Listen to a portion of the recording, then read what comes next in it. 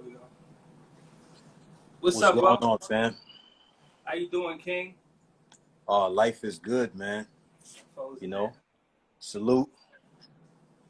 Salute, King. How you? Salute, King. Thank you for joining me tonight, man, on the FloWay show, man. Thank you. I appreciate you, my brother. Most deaf, You know. most deaf. All right. Ladies and gentlemen, for those who don't, if you don't know or you do know, I want to give this man the proper introduction. Darrin Henson from the Bronx, New York, my hometown. Shout out to BX. BX, if you're in the building. Got it out the mud. Choreographer, actor, author, director, entrepreneur. You know, this man has really done it all in the business. He's been in the business for a long time now. 3-time NAACP nominee, MTV Award winner for choreographer.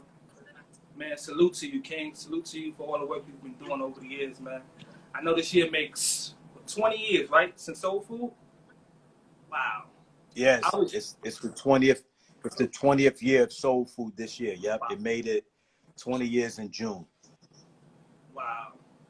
Yeah, I remember being a young buck, man, sneaking, you know, trying to watch Soul Food and, you know, asking about different things that I would see on there. And, you know, and as I got older, I was able to go back and watch and understand a little more about some of the things that I talked about, man. But iconic show, man. Iconic, man. How did you get your role? How did you get that role on Soul Food? The role of Soul Food came because, to be honest, I lived my life and did everything I wanted to do with dance. So I just wanted to do something different. I wanted to challenge myself with something different, something that was going to give me as much of a challenge as dancing did. And so acting for me was the next step, you know? And so I just went for it. I didn't wait. I didn't take any time off. I went and I auditioned. You know, I don't believe in waiting when you want something. Right. I feel you on that. You gotta go out there and get it, man. Yeah, you gotta hustle. Yeah, you gotta hustle. You gotta grind, you know? With all these shows, right, getting a reboot, do you think we may ever see a Soul Food reboot in the future? Has there been any talks about that at all? You know, there were talks about it for a couple of years, but I don't know if we'll ever see Soul Food again. And because times have changed, you know, Soul Food was about love. Soul Food was about family. Soul Food was, you know, really about developing the Black family. And I think, you know, the television shows on today and the people that are in control of the shows, whether they make it to the screen or not, are more interested in sex, nudity, drugs, disparity. They're not, I don't see anything that's really trying to bring the family together. Sure. I don't see anything that's really, you know, I mean, even the show that I'm on, The Family Business, it's all about family, but we're gonna get into that. Yeah, definitely. But what with Soul Food it was more about, you know, the struggle of being married and family dinners and prayers and children and education. I think that those people that are running the networks now, that's not what they're interested in. So I don't know if we'll ever see Soul Food again. I think the best we're gonna be able to do is watch the reruns. Lemonberg, you know, aka Melinda Williams, had like such an amazing chemistry on screen, man. You know, how was it like working with her for those 4 or 5 years? Yeah, our chemistry was strong on screen. You know, she was a very Melinda's a very reflective person. You know, it was my first time acting, so I needed a lot of help. And so, you know, I called upon her because she's my scene partner in most of the scenes, right? Being that she played my wife. So I asked her for advice, but I found out that there were things that she was trying to figure out when she was on the show. So, you know, me being a young buck and being green, all I could do was tell the truth. You know, like when I was on the show, I was telling the truth about a young dude who happened to be, you know, a husband, a father, trying to figure out life after getting in trouble. I was just trying to tell the truth, you know? Right. And to be honest, I was figuring it out each episode. Cause I had never done that shit before, you know? I was unfolding in front of the world, figuring it out. You know, I was going through the same thing Lems were going through. You know, I was getting money. I was getting money that I never had, but I was probably getting a little more money than Lem at the time. But you know what I'm saying? it was just figuring out, what do I do now? You know, it's figuring out who your enemies are. You know, it's figuring out who your friends are. Finding out that your friends also could be your enemies. You know, and it was interesting, man. It was interesting. And I learned a lot during that time that feeds me even now, you know? So, you know, on the show we had my cousin on the show. His character's name was Jack on the show, Gary Dordan.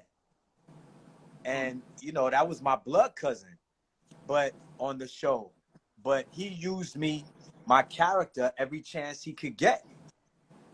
And I was always in some kind of trouble, always in some kind of something because of Jack, me trying to help him out.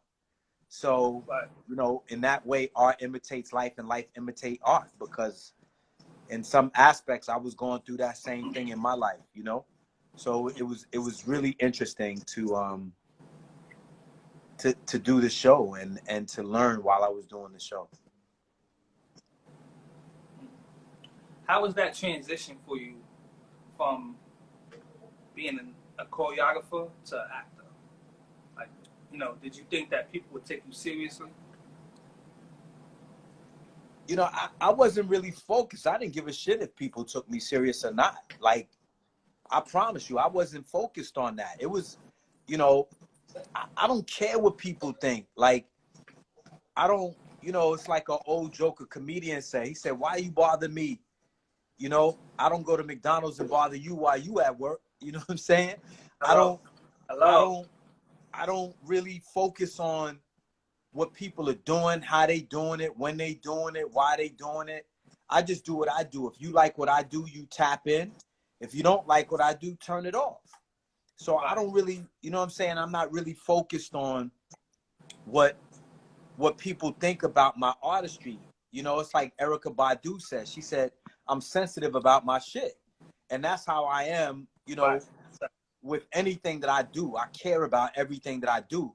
I put my heart in everything that I do. So if people who rock with me, they watch something, they know I don't play. You're never gonna watch something I did and go, "That shit was whack." You're never gonna see that, because I don't play that. Like when I do it, when I do it, I do it. I don't worry about, you know, because I'm gonna tell the truth about it. Every character that I play, I'm gonna tell the truth about. So either you're gonna like me in the character, you're gonna hate me in the character. I'm fine. Thank you. You're gonna King. Because I'm gonna tell the truth about that character, you know? So it's never gonna be like, I didn't believe him. You're gonna believe it so much, you're gonna feel a kind of way about it. You know what I mean? Right. King, are you on your Wi-Fi? Say it again. You on your Wi-Fi? Am I on my Wi-Fi? I can't see. Yeah. You can't see me. You may want to turn the Wi-Fi off. Turn my Wi-Fi off. All right, let me try. Give me 1 second. Yeah, and just go from the service. Sometimes it works better that way.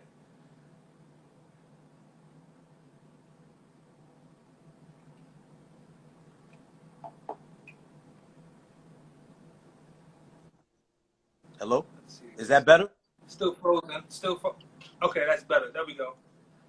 Sometimes right, the Wi-Fi, man. We good. We clear. Okay. We clear, my brother. You know, but you know, over the years, you brought a variety of characters to life, right? Like, what was it like for you to show a good range and a good and bad characters you play? I don't think any character that I play is bad. Like, you can't think a character is bad and play him. You know what I'm saying? You gotta understand your character and understand why he's that Moving way. the way he's moving. Yeah, it's like if you look at Denzel in Training Day, was he a bad person, or was he wrapped up in a situation that he was trying to get himself out of? He was trying to save his life, and he had to make moves. You know what I'm saying? Mm. He told Officer Hoyt, "Don't wear your ring to work. That could get you killed." He was right. You know, he had a gambling problem, and he lost. So he had to come up with $1 million, right? So he had to do whatever he had to do. I don't necessarily call that bad. I call it character flaw. You know, he had a character flaw. And his flaw was he was a gambler, and then he had to do some things that weren't ethical to save his own life. And so every character that I play, I have empathy for, or I don't take him. I don't play the character if I can't develop empathy for him. I leave that to somebody else. And I'd be like, that's somebody else's role. That's not my role. I won't do that role justice. So like when I played Lem, I understand him. When I played, you know, in Stomp the Yard, Grant, I understand him. When I played Robert in Black Coffee, I understand him. When I played Jim Brown in The Express, I understand him. Look at the catalog. Look at the catalog. You know what I'm saying? It's diversity. You know, I've heard a lot of people say I don't get my just due in the acting industry, but I'm not waiting for somebody to give me my just due. Somebody else I do the work. The work is going to speak for itself. I'm not going to live forever, but my work can. My work will be here long after I'm gone. Long after I'm gone, my work will speak for me. I know I'm not going to be here forever. I know that. So I don't pretend that, you know, I am. I know I'm not. So I do the things that I love.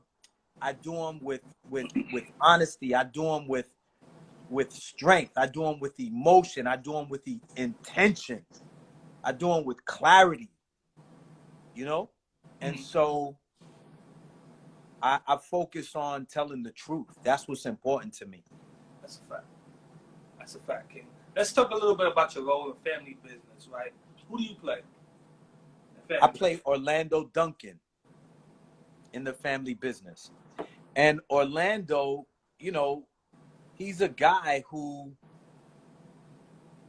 has taken direction from his father. And his father put him in charge of the business. He made him CEO of the company. But there's two companies really in one. And there's the company by day, which is the exotic car business. And then there's the other business, you know? And so my character is also a chemist. He's really smart. And sometimes, you know, he plays dumb because, you know, you play a chicken to catch a wolf. You know what I'm saying? And so, but he's always the head of the game. And so he playing chess, not playing checkers. Yeah, you know? And so, you know, Orlando Duncan, you know, and he caught himself being compromised. He let his guard down one time and got caught, you know, by a girl who he should have really known because of the industry she was in. But he let his guard down, and then look what happened to him. So we see in the second season what happens when you let your guard down. Gotcha. So, you know, he's going through some things. Listen, I haven't seen it yet. My aunties and everybody keep telling me to see it. Like, you gotta go see it, you gotta see it, you gotta see it. So I'm probably You got 2 seasons to catch up on. I'm probably gonna rock right now, but yeah, me and the lady, we're gonna sit down this weekend and binge watch it, man, because everybody keeps talking about it. Everybody keeps telling me to go see it, go see it, go see it. So I'm definitely gonna check you out on that, man. It comes on BET. It's already 2 seasons in. Second season is on BET Plus now. Okay, BET Plus. I gotta check that out. Myself. You know, you've been in the game 20 plus years. What were some of the people that you drew inspiration from? Wow. Real talk, Michael Jackson, Salute, Jim King Brown, Mike Tyson, Eddie Murphy, Denzel Washington, Delroy Lindo, John Travolta. I mean, those are the people that pop into my mind immediately. Minister Farrakhan, Malcolm X, you know, on many different levels. Again, the diversity of my mind is vast in terms of how I think. You know, one minute I could be having a pure kind of rough, rugged DMX thought. The next minute I'm having a Minister Farrakhan thought. But then when I look at them, they're very similar thoughts, just told in different ways. And the way X is, I know X personally, the way he is, he got those different thoughts too. He got the Minister Farrakhan thoughts and problems. Yeah. So for me, one minute I could be in a meditative thought that leads to this rough and rugged thought, because I find that so many people today, everybody wants to be spiritual. Everybody wants to be, you know, positive. And man, if you don't have the other side, there is no light without dark. You know what I'm saying? There is no relaxation without protection. There is no getting it without going. You gotta have both sides. All that soft shit, that don't last for long. If you don't protect what you created, it'll be taken from you. You know what I mean? Mm-hmm. Like I read 50's. I started reading 50's book that he just came out with a few months back. Work smart, work hard. Work smart, work harder. He talks about a guy in there, pretty much how like he never understood why this guy didn't achieve a certain level of success. Yeah, he talked about how come he didn't, achieve a level of success. He took him to meetings and then he understood why. Mm-hmm. When it was time for him to speak up, he never spoke up. He never spoke. He was the quietest guy in the room. He was the quietest guy in the room. But outside of the room, he's talking. But when he got in the room, when the CEOs asked him an idea, he looked around. All you heard was chirp, chirp, chirp, cricket, cricket, cricket. And then 50 knew that's why you're not in the position that you say you should be in. Because you're the quietest dude in the room, because you're scared. Mm-hmm. So he understood why the dude was complaining about not having things. But then when he was in that position to see, that's how he learned. Right. Facts. When it's time to speak up, you got to speak up. People say good things come to those who wait. That's true. But also, the things that come to those who wait are the leftovers from the people who went out to get it. Get it. So life is polarity. That's a quote. That's a quote, King. Life is polarity. People, I hear you call me king, and I respect that. I receive that, and I reciprocate that. But you can't become a king without going to war. Kings have to go through war in order to become a king. So it's a lot of cats walking around going, peace, king, peace, king. But what war? What's the fight you going through? What did you fight through? What did you achieve? And when you go to war, you're not just going to war for yourself. You're going to war to provide something for the people who depend on you. Yeah. I better listen up. Better turn your speakers up. A king works for his bloodline. That's who he works for. His bloodline first. Mm-hmm. Second, it's the people that are in his kingdom that he protects, that he looks out for, because he's sovereign. So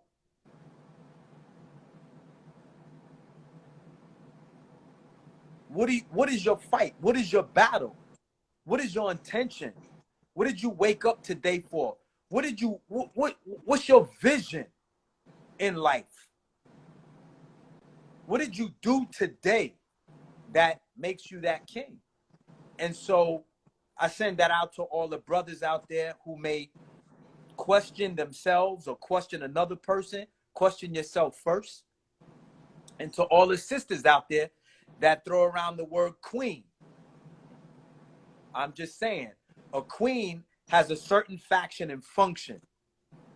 It's a lot of women out here going, I'm a queen, I'm a queen. Okay. Hello. Well, then do you understand? Have you looked up in the dictionary and the encyclopedia to understand the definition Right. of a queen and the verb of that noun? Right. That a queen lives in. And so, you know, I just throw that back in there for the conversation for those people to have that conversation with themselves. Because whenever you say you something in life, you're going to be challenged quickly by the Most High to see if that's true. Whenever you say something, when you say I am, immediately following that, the Most High is going to challenge you to show you where you are with what you just said. That's a fact. That's a fact. It's a fact, my brother. Is it anyone that, you know, you work with a lot of different people, man. Is there anyone that you really wanted to work with that you haven't worked with? Yeah, it's a lot of people that I haven't worked with yet. I haven't worked with Denzel. I haven't worked with Travolta. I haven't worked with Delroy Lindo. I haven't worked with...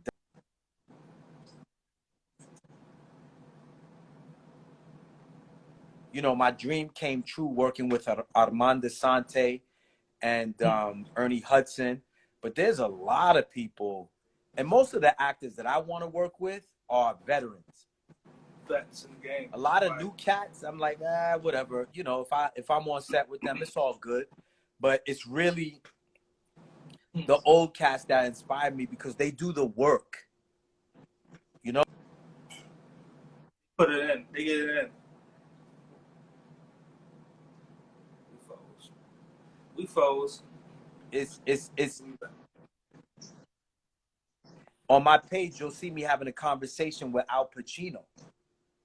I mean, I spent the hour with Pacino, man. That conversation was priceless. It's the old heads that I learned from. I gotta check that out.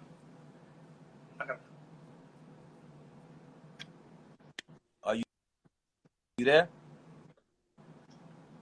Are you there? We here. I'm here.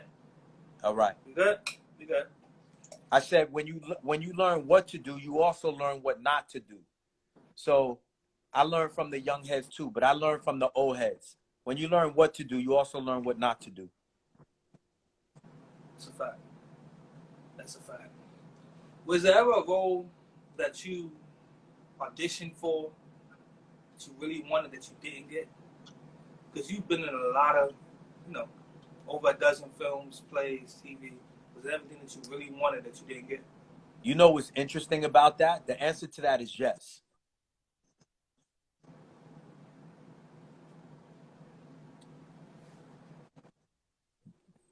There's roles that I wanted that I didn't get.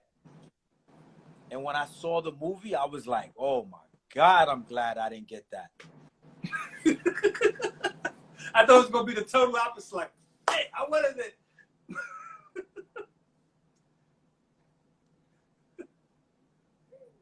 I thought it was going to be the total opposite, though. I swear to God, I feel like that. It was interesting to me, and I learned to relax. I learned to trust the Most High. What's meant for me is going to be for me. You know what I'm saying? And when, you know, everything comes in a period of time. Everything has a season. And when something is done, it's done. And when something's not for you, you won't get it. When something's for you, you'll get it. You know? Mm-hmm. I learned that alignment is more important than anything. Because if you want something, it's going to come. Will you be ready when it comes? Is going to be the question. Because it could come and you could see it and it may pass you by. because you wasn't ready.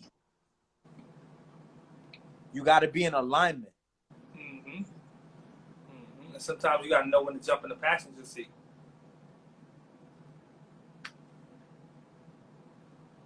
He froze again.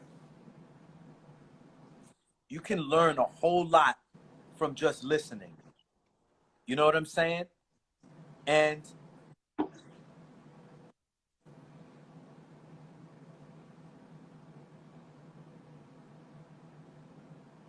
you'll be able to see things.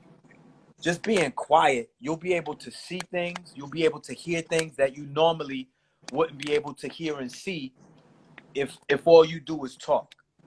So paying attention and being still will teach you a lot. That's true. That's true. That's a fact. That's a fact. You know, was there ever a character that you played that was your favorite? Yeah, it's interesting. I got quite a few favorites, to be honest. Everybody asked me that, and I can't really say one character because, like I told you, I have empathy for all of my characters. But one of the characters that I love playing or played is Orlando Duncan.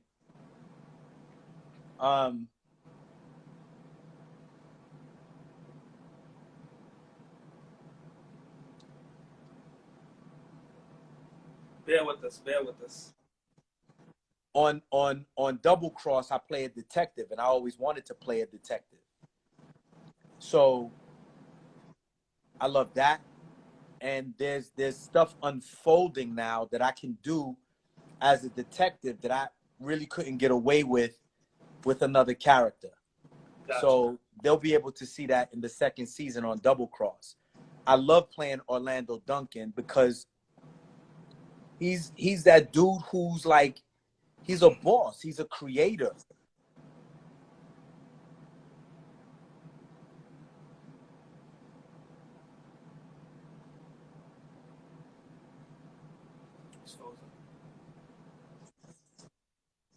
Apologize to everybody about this Wi-Fi. I don't know why this is doing that. You turned it off? But I apologize to you. Yeah, it's off. It's off. Okay. But you know, I love all of my characters, man. I loved playing Raven and Tekken because I'm a fighter, so I got to fight for a month. You know, I got to and to work with one of the greatest martial artists, you know, Latif Crowder in Capoeira. That was, you know, that's my brother, man. So it was great being around so many martial artists. You know, I love that. You know, I got to fight every day. You know, it's like Mike Tyson. Imagine if Mike got to fight every day. He would be in heaven, you know? So for a whole month, man, I was practicing, I was fighting, I was in my element, you know?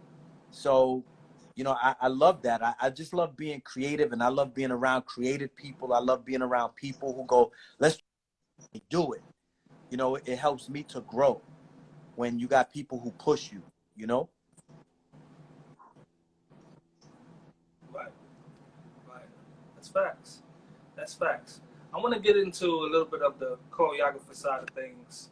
Alvin Ailey, he was a, you know, African American figure in performing arts. Was he an inspiration to you growing up? Because he did it so well. Alvin Ailey, you know, he was a groundbreaker. I mean, he did things his way, and he won. I think, you know, it's kind of like when you talk about Elon Musk, so many people,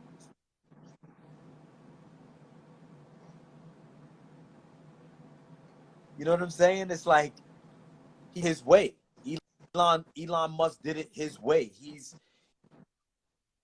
out a part of history the way he chooses, whether other people agree with him or disagree. He's doing it his way. And, you know, he'll learn. If he's doing something the wrong way, he'll learn. You know, Will Smith calls it failing forward. You know, it's like they talk about, you know, the amount of people who struck out the most in baseball, but they also have the most home runs. Well, how come you have that law of averages? Because they tried more than the average person. That's good. That's really good. And so do you want to be the person that says, I wish I did it, or the person that says, I figured it out? Who cares that you failed as long as you kept going? Who cares? Right. People are not going to remember what you tried. They're going to remember what you did or you didn't do. You know? Facts. Facts. Facts. When did you learn that you have a love for dance?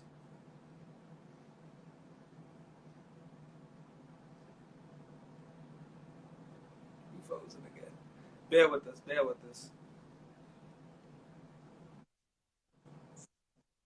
When did you learn, like, I said, when did you learn that you had a love for dance? Like, when did you first discover? I mean, all of like, you know, dance and acting. Dance for me happened when I was young.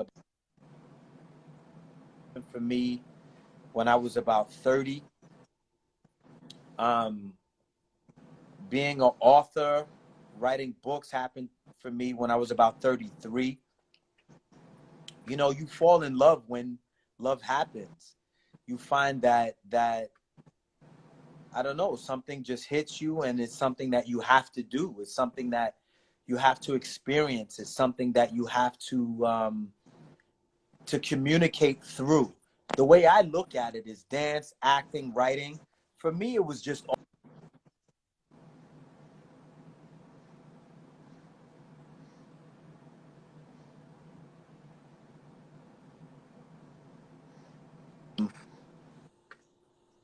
I don't know. I looked at it. I'm gonna see if I can move to another space. So area. yeah, I'm gonna see if I can move to another space so we don't freeze, because I want people to get this, you know? For me, it's just a form of communication. Dancing, acting, writing was just all communication for me. And I did all of these things as a means of communication, as a means of conveying self-interest and being able to let people know that it doesn't matter, like, you know, fuck what people have to say. What is it that you want to do? What is it that inspires you? What is it that you have to say to the world? Because when we leave, they're going to talk good about you. They're going to talk bad about you for about a month. Both. You know what I'm saying? Like, God rest his soul. May he rise in power. When Kobe Bryant, everybody talked about Kobe for like 2 weeks. Kobe's not really on anybody's tongue right now. Mm-hmm. You know, that's life. So you got to live your life the way that you choose to. You got to live your life with your passion. You know, may he rise in power, rest in peace, Chadwick. They're gonna talk about him for a couple of weeks to a month. And then after that, they're gonna be talking about what they're going through. You know, people have a tendency to highlight something real strong for 2 weeks. In the moment. There's a saying, you die 2 deaths. Wow. The first death you die is your physical death. The second death is when people stop talking about you. So, you know, when it's all said and done, man, we born alone and we're going to die alone. That's a fact. We born alone.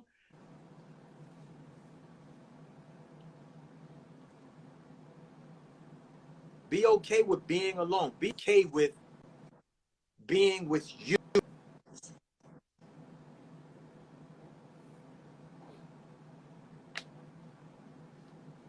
Being with you spend a lot of time with you. But as sure as you know your name, you born here alone, when you leave, you're going to be alone. That's a fact. That's the truth. That's the truth. Claro que sí. Right? We here. You know, what was it like for you being the dominating choreographer, right? I'm gonna revert back to that. Wow. The Let's say dominating 99, choreographer. 2000. What was it like for you being a dominating choreographer at that time? That was a choice for me. That was a choice. You know, my personality, I don't believe in you know, plan Bs. I don't believe in plan B. To me, that's bullshit. Plan B, what is that? Like, this is what I want. That's it. I wanted to be known as one of the best choreographers in the world. There was no plan B. So I had to do that. I had to be the king. I had to sit on my throne. I had to be number one. That's it. I didn't come to this world to be number two. Hello. I didn't come here to be second best. And for all of those people that's like, he got an ego and he talks a lot of shit, and so does Kanye West. So does Jay-Z. So does 50 Cent. Mm-hmm. So does Beyonce. She does it through her music, right? Mm-hmm. So does Denzel. So did Chadwick. They didn't come here to be second best. They came here to be number one. I came here to be number one. When I leave, they're going to talk about what? Darrin Henson, the choreographer, Darrin's dance groups. Trust that. They're going to talk about that. All day. They're going to talk about soul food. Mm-hmm. They're going to talk about the family business. Other people, they're going to talk shit. But the general conversation, they're going to talk about what I contributed to this world. The work you put in. The work you put in. Yeah, so all day. I don't worry about the negative stuff people are going to say. Mediocrity always attacks excellence. Mm-hmm. You know? That's a fact. And so what I tell people, man. What I tell people is, live your life. Live right. Story. Don't wait for somebody else to write your story. You write your story. Don't wait for somebody else to write it. You write it. And so all those people who are waiting to do something, I say to them, what are you waiting for? Go out and make mistakes so you can figure out what it is you want to do it and how you want to do it. Learn who to, what to, when to, how to, where to. Learn who not to, when not to, where not to, what not to, who not to. But the only way you're going to be able to do that is if you try. Man, you know, we from the Bronx, man. So, you know, everyone from the Bronx, man, got that mentality, man. And still. Yeah, New York is a very special place, you know. I was there a few weeks ago, and I was in New York. Part of the city, you know, part of what's going on in the city, it hurts my heart. And then the other part of it is I have to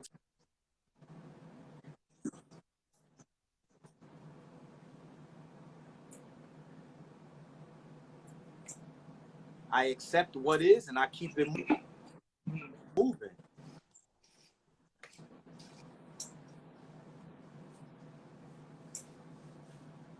We hit? From the BX, we keep shit moving.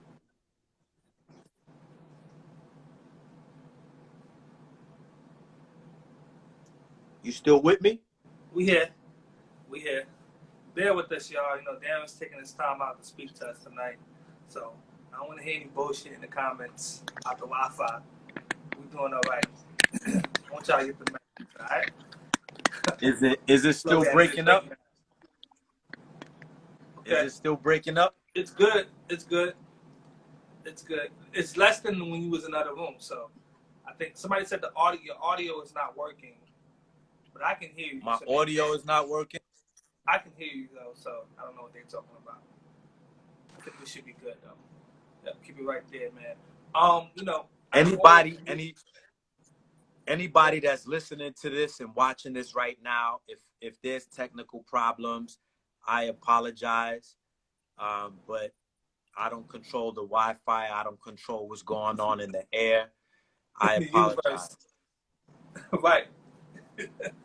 Right, man. You know, You worked with a lot of people, man. NSYNC, J-Lo, my favorite. Spice Girls, the Princess of Pop, the King of Pop, man. You know, Drew Hill, man. I love those guys, man. You know, out of all of the music videos you did, what was the longest to come together? Can you recall that? A time where something took really long to come together? I mean, you know, when you putting tours together, when I choreographed for Blackstreet, you know, that takes like a month.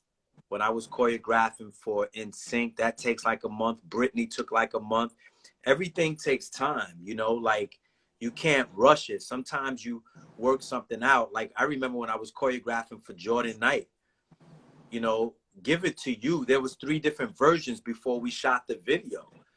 It was 3 different versions because I was like, nah, I don't like that. And then I did it and I was like, I'm gonna change this until we got to the final product, you know, which you got to see in the video. It changed a lot.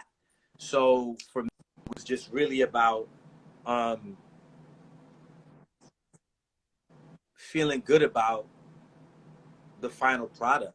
And you can't rush that. You can't ever rush that, you know? So yeah, you know, Jordan Knight, Britney, NSYNC, same thing. It was like, you know, the funny thing is with Jay, it was just rhythm. It was like boom, boom, boom, boom. That came together fast. I don't know, it was because I was, you know, because she and I are close friends, or if it was just the song, the time. I don't know. It came together quick. That thing came together in like 4 days. Wow. Wow. This is a question that just popped in my head, right? I remember seeing you in Salt and Pepper, right? Salt and Pepper, What a Man? Yeah, What a Man. And I did What a Man. I didn't choreograph, I danced in it. What a Man and Shoop. How did that come about, man? How did you end up in there? Well, that was the time when I was dancing. You know, it's interesting because when I did Salt and Pepper, I didn't really like dancing in that choreography. It was feminine to me. And shout out to the choreographers, may he rest in peace. No, I don't think Keith did that. Keith Williams, I don't think he choreographed. That was Randy O'Connor. You know, a dope choreographer, but it wasn't really my style. But I wanted to dance with Salt and Pepper, so I did it. It was just a part of the process. But that really pushed me.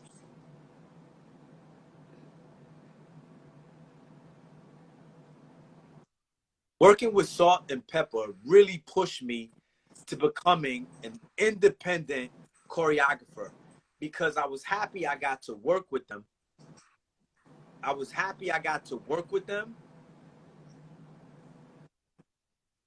But I didn't really like the way the choreography felt on my body. And so that really pushed me in a strong way to becoming my own independent choreographer. So I'm thankful for that because, again, when you learn what you want, you also learn what you don't want. And so that helped. I know you've been asked, right? This next question to help you in a good way. I know you've been asked this question probably many a times, man. But I gotta ask you, what was it like for you working with the King of Pop, man? I love Michael Jackson, so I gotta ask you, King. He did do High Five. That's correct. Yeah. Yeah, I did. High Five. She's playing Hard to Get. That's my song. Tristan's my guy, man. I love those guys, man. Yeah, it's the, you know, working with High Five, man. Rest in peace. You know, I danced in the She's Playing Hard to Get video because one of the members didn't make it to the video shoot. And so they asked me to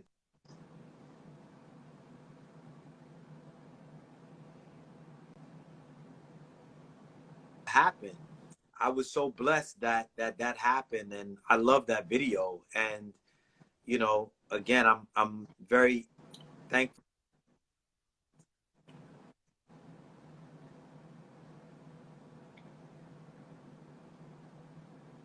Lives on, you know, and I'm just glad that I was a part of it. Salute, man. Those are my guys, man. I do a lot of shows and stuff with them, man. Salute the high five, man. What was it like for you to work with the King of Pop, man? Michael Jackson. What was it like for you to work with MJ, man? How did that It was one of the best times. It was one of the best times of my life. It was one of the best times in my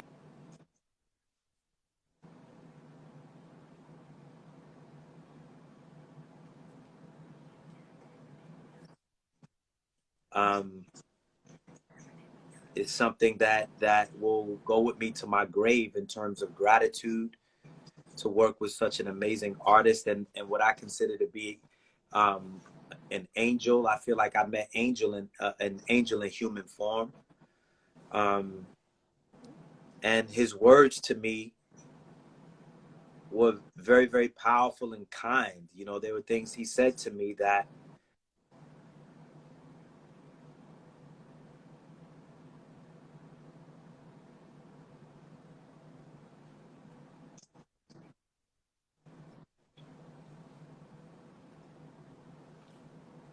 so I'm thankful. You know, I'm thankful. They're telling you to run that back. It's They didn't catch it. What I was saying was there were conversations that he and I had that I hold very, very close and dear to me that make me work hard till this day. Things that I'll remember that will, you know, to the day I die that I remember because, you know, they were so powerful in my life and still are powerful. Things that he said to me, you know, things that he shared with me. And it makes me work hard till this day. We miss him, man. We miss MJ, man. No doubt. And the same thing with Prince.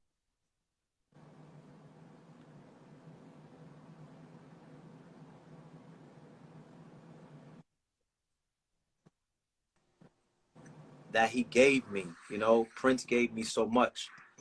You know, there's something I want to say to you right now because this interview is so important and I think so imperative for people to understand what I'm trying to convey and understand, you know, why you wanted to interview me.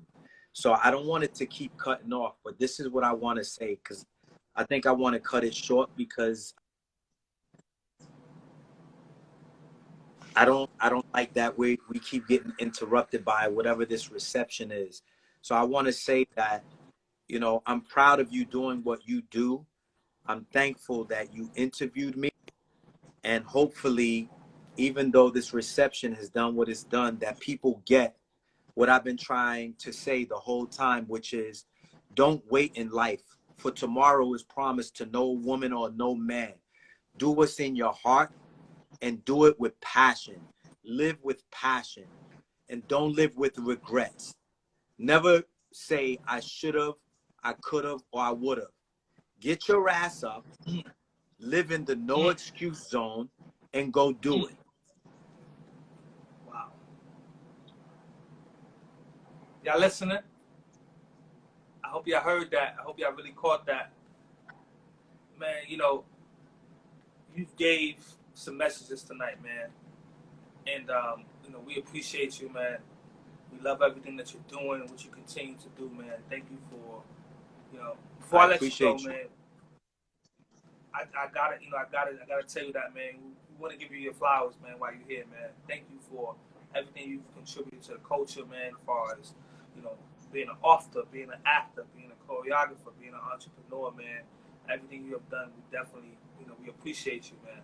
We got the T-shirts, I appreciate that. You know, y'all can go to this page and purchase those. And I love the different phrases that you got going on with the T-shirts, man. I'm definitely gonna highlight you about that, man. We appreciate you, big bro. Thank you for joining us, man. You know, salute, man. You're an icon in my book. You know, y'all, please don't chew him up, man. You know, he don't get paid for this. You know, I didn't pay him for this. I hit him up, you know, personally and asked him, can you do this with us and join us tonight, man? And he did, you know. So at the end of the day, we definitely appreciate you, man. And it's all love, man. It's all love, King.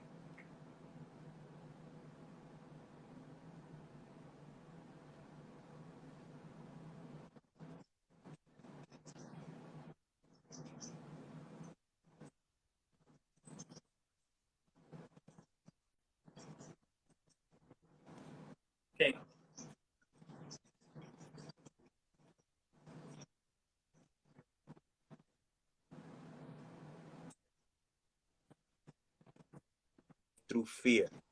You know, whether it's the government, whether it's your family members, whether it's your neighbors, whether it's somebody on the internet. Live your life.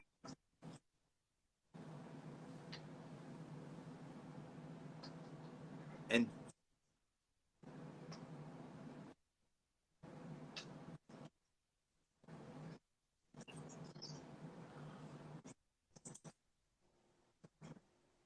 all right. So God bless everybody. Salute. Salute. Thank you, King. I appreciate you, man. Salute.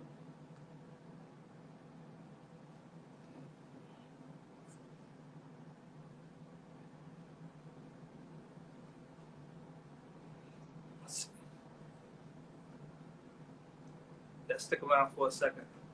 Let me highlight y'all.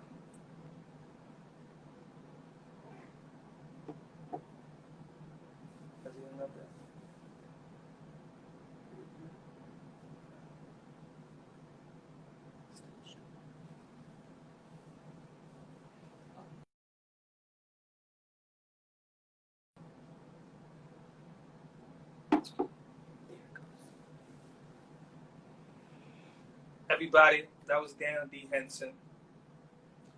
You know, Wi-Fi. You know, shit happens. But we definitely appreciate him coming on. I hope y'all caught some of the gems that he left. He's a phenomenal actor, choreographer. Darrin, if you're still here, just leave a comment. Just, you know, we want to say something else to the people. I know we lost you there, but just leave a comment, my brother. Everyone, thank you once again for tuning into the FloWay show. That was Darrin Henson, once again, actor, choreographer, author, entrepreneur. We did need to hear that. I don't know if you want to jump back on or if you want to leave it in the comments. D, if you're here, man, please post your message, man. You know, I had a lot of more questions for him, but again, we can't control what's going on as far as Wi-Fi connection issues. But you know, don't fault him for it. I hit him up and said, hey, I want you to come on the show. You know, it's for free. You know, so I hope everyone got his message and what he was trying to say. And he's from the Bronx. You know, I'm from the Bronx. Most of my followers are from New York, Bronx, Brooklyn. Shout out to everybody that's in the building viewing us tonight. He got it out the mud. You know, so definitely. He has a book out. What's the name of the book? He has a new book out. I can't recall it at this moment. Life Teachable Moments. That's what it is. Life's Teachable Moments. His book is out in stores. Family Business comes on BET Plus. Y'all make sure y'all check that out. Double Cross is coming back. Salute. Thank y'all once again for tuning in. Next week. What's next week? Oh, tomorrow. I forgot I got 2 shows for y'all this week. I almost forgot. So tomorrow I got Burgundy Baker from The Shy coming on. We should have a really good conversation. Burgundy Baker, a.k.a. Keisha, from The Shy. Black Lightning, she was in that as well. She was in BET Tales. Then after that, I'm going to talk to her for a bit. Then Shy just got renewed for season 4. So that's good news. We're going to talk about that as well. After that, I got Flashy coming on, musical artist, entrepreneur. That's my family. He's gonna be live from Dubai talking to me tomorrow night. So make sure y'all tune in. And next week I got Frankie J on the 17th. What's after that? Case, right? Case on the 23rd, and Montel Jordan on the 30th. We may have some other people in between time as well. But we're working. You know, we're doing this. Ain't nobody getting paid from this. So all these guests that I have coming on, they all doing it from the kindness of their heart and respect. And it's not easy. I may have relationships, but it's not easy. So make sure you share this. Tell a friend to tune in. And thank y'all for continuing to support the FloWay show. We're just a few weeks in. We're going to keep it pushing. Shout out to Bel Air. Bel Air one time. Family. You know, I've done a lot of work with them. They jumped on board to support me with this. Shout out to you for Beauty Supply. You can go there for all your cosmetic needs, all your beauty needs, over 100 different brands. All the stuff you can get at your local beauty supply store, you can get it at youthfulbeautysupply.com. All right? Why buy anywhere else? by Black. Salute, salute. You need one of those bottles. Holla at me. I got you. Shout out to Bel Air once again. Thank y'all for tuning into the FloWay show. I love y'all. Peace.